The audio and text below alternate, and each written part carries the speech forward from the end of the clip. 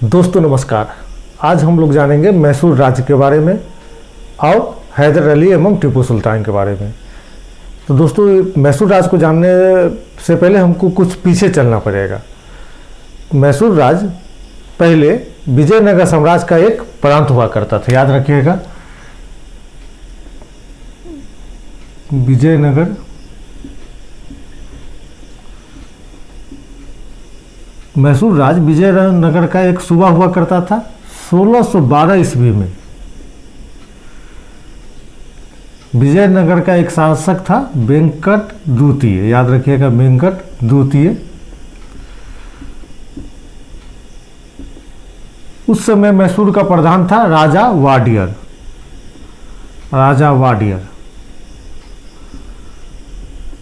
राजा उपाधि नहीं थी, इसका नाम था, याद रखिएगा राजा नाम था।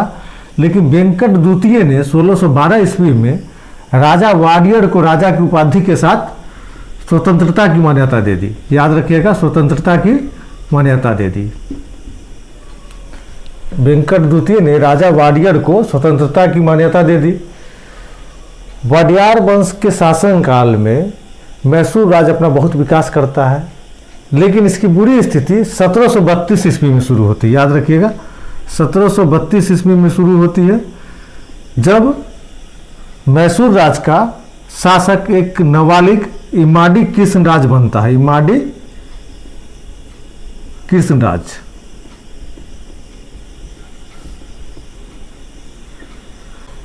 इमाड़ी कृष्णराज का सेनापति था देवराज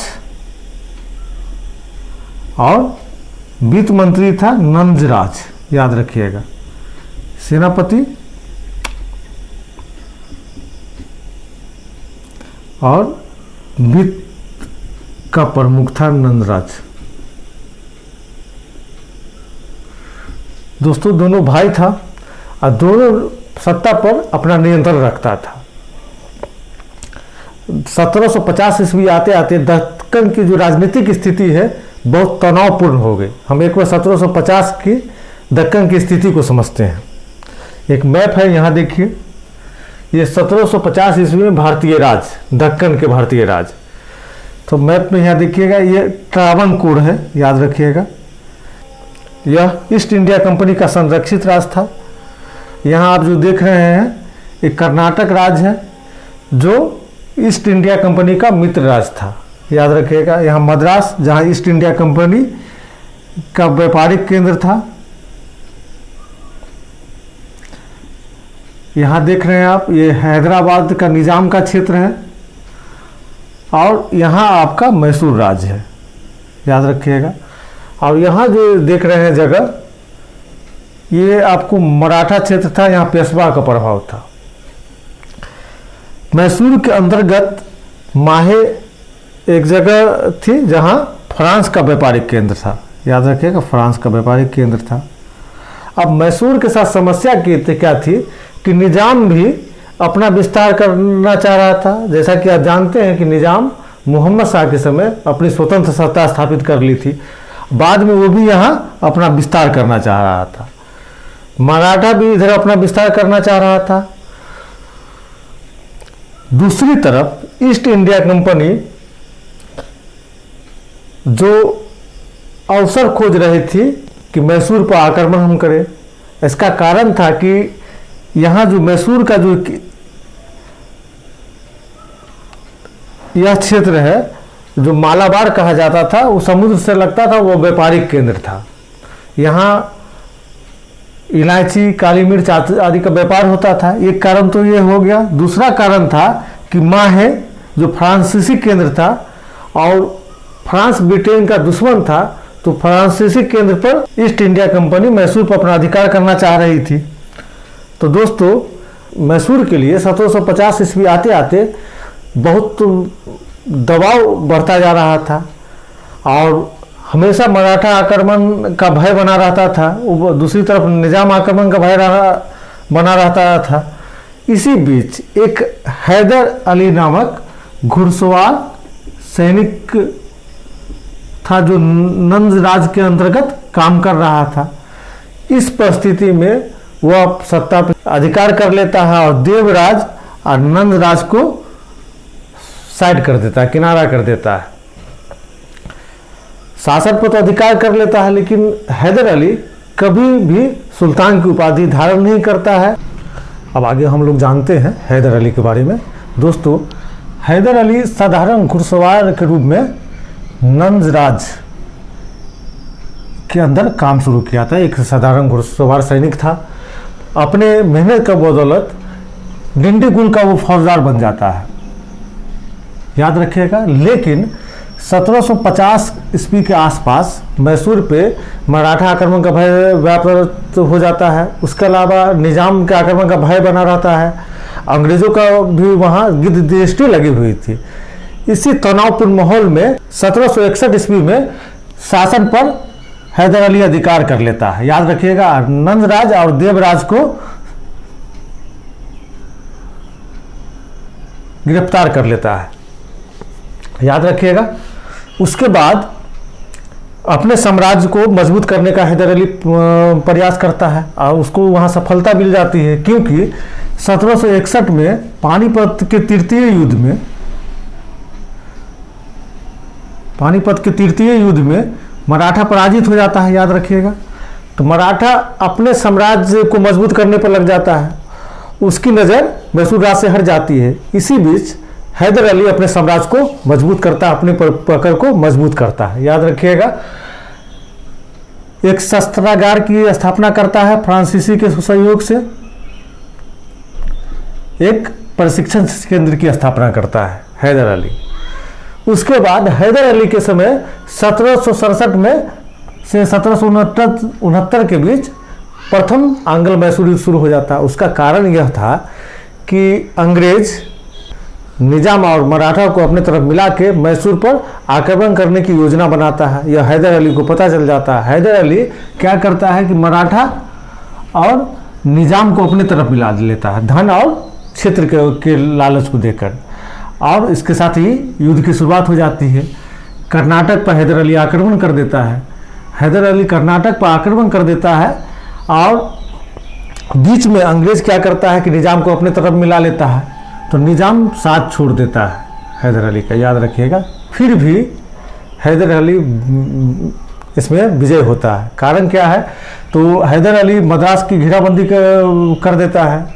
अंग्रेज घबरा जाता है और मद्रास की संधि करने पर विवश हो जाता है, याद रखिएगा। मद्रास की संधि 1769 ईस्वी में हुई थी। अब प्रथम आंग्ल मराठा युद्ध 1767 से लेकर 1769 के बीच में हुआ था। मद्रास की संधि के तहत अंग्रेज वचन देता है कि वो हैदर अली की सहायता करेगा। द्वितीय आंग्ल मैसूर युद्ध 1780 से 84 के बीच होता है। शुरुआत हैदर अली शासक रहता है। उस समय गवर्नर जनरल बोर्डेन हेस्टिंग होता है, याद रखिएगा। होता क्या है कि 1773 में माहे पर आक्रमण कर देता है। माहे फ्रांसीसी केंद्र था और हैदर अली के अंतर्गत आता था, मैसूर राज के अंतर्गत आता था। यह बात हैदर अली को अच्छी नहीं लगी कि उसके संरक्षित क्षेत्र, उसके मित्र राष्ट्र पे अंग्रेजों ने आक्रमण कर दिया है। फिर हैदर अली निजाम, मराठा और मैसूर का एक गठबंधन में आता है और 1780 ईस्वी में युद्ध की शुरुआत हो जाती है। बेली को हैदर अली पराजित कर देता है, लेकिन पोर्टनोवा के युद्ध में आयरकुट द्वारा पराजित होता है। दोस्तों, यह पूछता है, पोर्टनोवा के युद्ध में आयरकुट द्वारा हैदर अली पराजित हो जाता है। घायल होने के कारण 7 दिसंबर 1982 को हैदर अली की मृत्यु हो जाती है। 7 दिसंबर 1982 को हैदर अली की मृत्यु हो जाती है। टीपू, जो हैदर अली का पुत्र था, युद्ध को संभालता है और कमांडर मैथ्यू को बंदी बना लेता है, याद रखिएगा। कमांडर मैथ्यू को बंदी बना लेता है। 1784 में मंगलौर की संधि होती है और द्वितीय आंग्ल मैसूर युद्ध समाप्त हो जाता है। दोस्तों, इस युद्ध में दोनों बराबरी के हिसाब से समझौता होता है, जबकि प्रथम युद्ध में हैदर अली विजय होता है। दोस्तों, याद रखिएगा कि जो मंगलौर की संधि हुई थी टीपू और अंग्रेज के बीच में हुई थी, क्योंकि संधि से पहले हैदर अली की मृत्यु हो गई थी। कंफ्यूज नहीं करना है। युद्ध समाप्त हो जाती है। उसके बाद टीपू अपना शासन संभालता है। तो आइए हम टीपू के बारे में हम लोग देखते हैं। दोस्तों, टीपू विद्वान था, उर्दू, फारसी, कन्नड़, अरबी का जानकार था, पढ़ा लिखा शासक था। टीपू ने नवीन मुद्रा, नवीन नापतोल की इकाई और नई संवत का प्रचलन करवाया। याद रखिएगा, यहाँ से सवाल बहुत बार पूछा गया है। नवीन मुद्रा, नवीन नापतोल की इकाई और नई संवत की शुरुआत की। दोस्तों, एक बात याद रखिएगा, हैदर अली शासन पे तो अधिकार कर लिया था, लेकिन सुल्तान की उपाधि धारण नहीं की थी। इसके पीछे राजनीतिक कारण था। उसको लग रहा था कि जो बहुसंख्यक प्रजा है वो विरोध न कर दे, लेकिन टीपू ने सुल्तान की उपाधि धारण की। याद रखिएगा, टीपू ने सुल्तान की उपाधि धारण की और टीपू को लग गया था कि अगर यहाँ अंग्रेज से लड़ना है तो सैनिक मजबूती और विदेशी संबंध को बनाना पड़ेगा। तो टीपू ने नौसेना बोर्ड का गठन किया। याद रखिएगा, नौसेना को मजबूत करने का प्रयास किया, नौसेना बोर्ड का गठन किया। हिंदू देवी देवताओं की आकृति वाली मुद्राओं का प्रचलन कराया। बहुत बार पूछा है दोस्तों, टीपू ने हिंदू देवी देवताओं की आकृति वाले मुद्राओं का प्रचलन कराया। उसके अलावा श्रृंगेरी मंदिर को मरम्मत करने के लिए दान दिया, यह भी पूछता है। दोस्तों, टीपू ने मैसूर में जैकोबिन क्लब की स्थापना किया, उसका सदस्य बना। अपनी राजधानी श्रीरंगपट्टनम में स्वतंत्रता का वृक्ष लगाया और अनेक राष्ट्रों से अपना संबंध बनाया, वहाँ राजदूत भेजा। याद रखिएगा। और अंग्रेज इतिहासकार टीपू को सीधा साधा दैत्य कहता है। याद रखिएगा, सीधा साधा दैत्य कहता है। लेकिन दोस्तों, जैसा कि जानते हैं कि मैसूर का व्यापारिक महत्व था, वहाँ फ्रांसीसी केंद्र था और अंग्रेज पलासी और बक्सर के युद्ध के बाद अपनी शक्ति को मजबूत कर चुका था। तो टीपू को आक्रमण का हमेशा भय बना रहता था। टीपू भी प्रयास कर रहा था कि अपने शक्ति को बढ़ाया जाए। इसी बीच 1790 से 92 के बीच तृतीय आंग्ल मैसूर युद्ध शुरू होता है। दोस्तों, अंग्रेजों ने मराठा निजाम के साथ एक संधि की और तीनों मिलकर श्रीरंगपट्टनम पर आक्रमण कर दिया। याद रखिएगा, श्रीरंगपट्टनम पर आक्रमण कर दिया। इसमें टीपू पराजित हो जाता है। श्रीरंगपट्टनम की संधि हो जाती है 1792 में। इस संधि के तहत 3 करोड़ हर्जाना तथा आधा बहुभाग अंग्रेज एवं निजाम और मराठा गठबंधन को देना पड़ता है। आधा भाग 3 करोड़ रुपया क्षतिपूर्ति। याद रखिएगा, श्रीरंगपट्टनम की संधि 1792 में होती है। दोस्तों, इसमें कर्नवालिस का एक कथन प्रसिद्ध है कि अपने दुश्मन को पंगु बना दिया लेकिन साथियों को शक्तिशाली नहीं बनने दिया। याद रखिएगा, इसमें क्या होता है, तृतीय आंग्ल मैसूर युद्ध में अंग्रेज को फायदा पहुंचता, जबकि उसके 2 सहयोगी मराठा और निजाम को कोई फायदा नहीं पहुंचता है। तो कर्नवालिस का इसमें कथन है जो प्रसिद्ध है, पूछा जाता है कि हमने अपने दुश्मन को पंगु बना दिया, मतलब मैसूर को खत्म कर दिया, कमजोर कर दिया, लेकिन अपने साथियों मराठा और निजाम को शक्तिशाली नहीं बनने दिया। याद रखिएगा, अब टीपू के पास कोई चारा नहीं होता है। टीपू युद्ध की तैयारी शुरू कर देता है। 1799 में चतुर्थ आंग्ल मैसूर युद्ध शुरू हो जाता है। उस समय गवर्नर जनरल लॉर्ड वेलेजली था।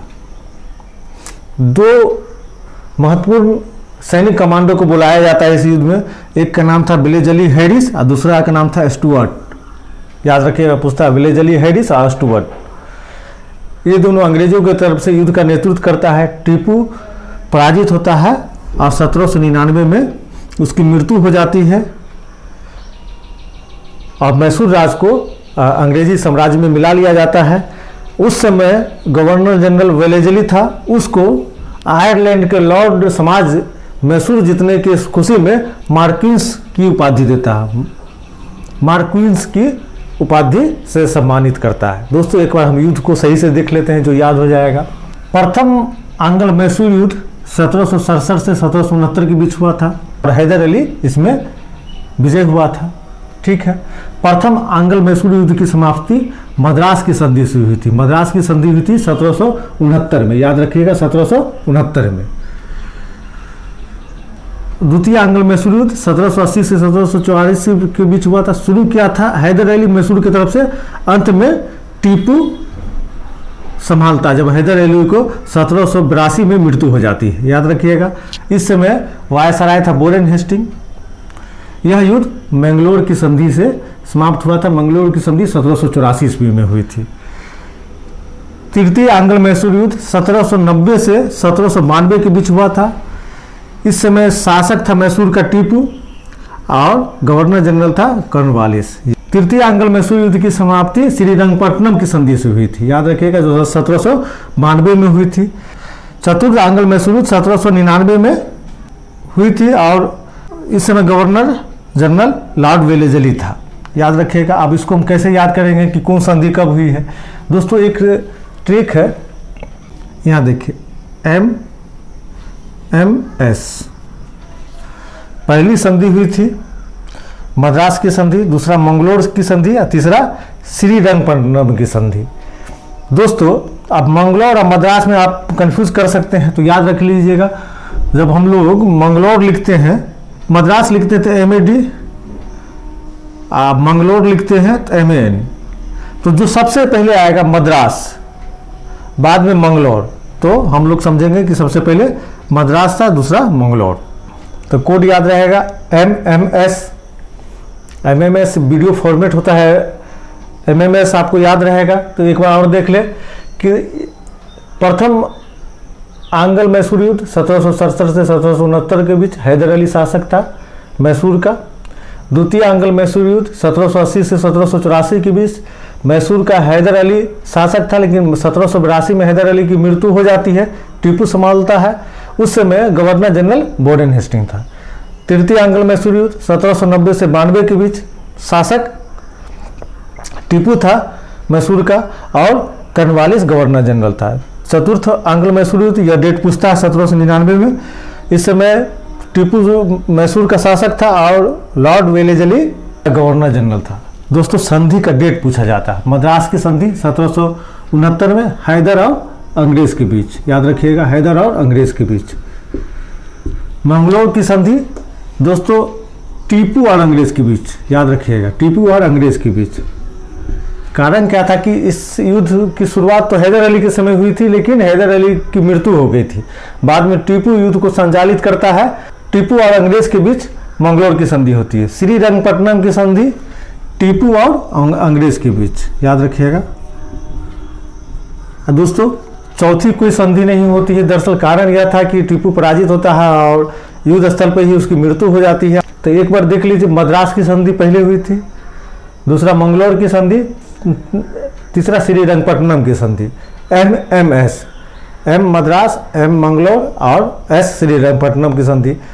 दोस्तों इसी के साथ यह संपन्न होता है। अपना ख्याल रखें। बहुत बहुत धन्यवाद।